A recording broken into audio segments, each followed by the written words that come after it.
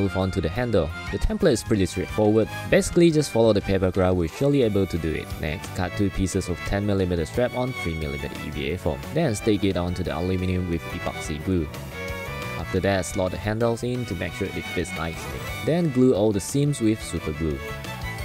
Now proceed to the handle tip. Press all the templates onto 75° 4mm EVA foam, front and back 1 piece each. When cutting it, make sure it is slanted cut inward so the seam can be attached perfectly. Attach this part on the both sides first. Then make a V groove at the tip. This will be used for enhancing the tip by adding a wooden skewer like the tip of the blade. Trim the skewer with a cutter to this length.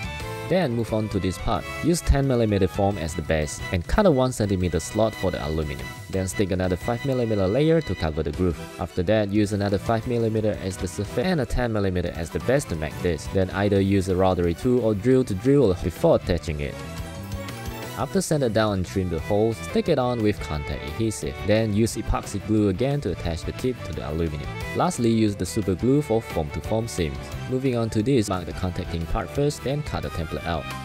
Mark this part onto the sword first, and then modify the template by adding a little bit extra. Use 3mm foam for the lower part, and then 4mm for the upper part. And it should look something like this. After that, use heat gun to soften it and then bend it while it is hot. When it's cold, it will maintain the shape. After that, stick it onto the sword. Moving on to the next one, that is supposed to be here. So add on a slight extra at the edge to act as support. And use 10+10 foam to make it. After that, mark all the connecting seam line, trim the edge a little bit and stick it onto the sword. Then also add another 3mm detail on it. Moving on to this part, stack 2 pieces of 1mm foam as the base, then cut out the template and mark on the foam. Cut 2 pieces of this on the 4mm foam, then slide off the edge, because it needs to be sanded afterward. Coming to this part, stack 3 pieces of 5mm foam as the base and use 3mm foam at the pop outside. Round the edge with a rotary tool and it should look like this.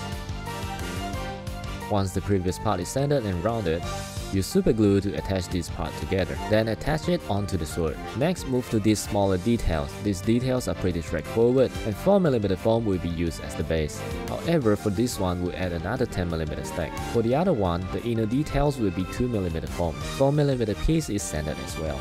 After that, just attach it onto the sword with super glue. Now all the major parts is done. The rest is just add on the remaining details. Modify this template by curving both sides slightly outward, and then use 4mm foam to make this. The middle attaching part will be slightly slanted cut to achieve this curve. Then stick it onto the sword with super glue. Also not to forget about this. Just one piece with slanted cut at over the edges. Now the overall is done. Time to do some more details before painting. It is to do some shallow cuts on all the detail lines.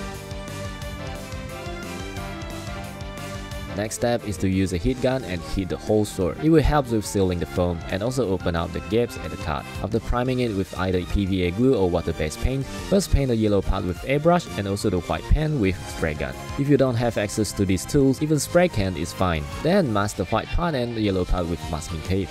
Next, paint silver base first and then mixture of metallic red, orange and yellow to create this gradient color. After painting the remaining color, it should look something like this. For the last step will be the gel wall. It is 3D printed with SLA printer. Simply smoothen the surface with sanding paper and paint it with clear color. Lastly, just attach all the gel walls to the sword accordingly and it is done.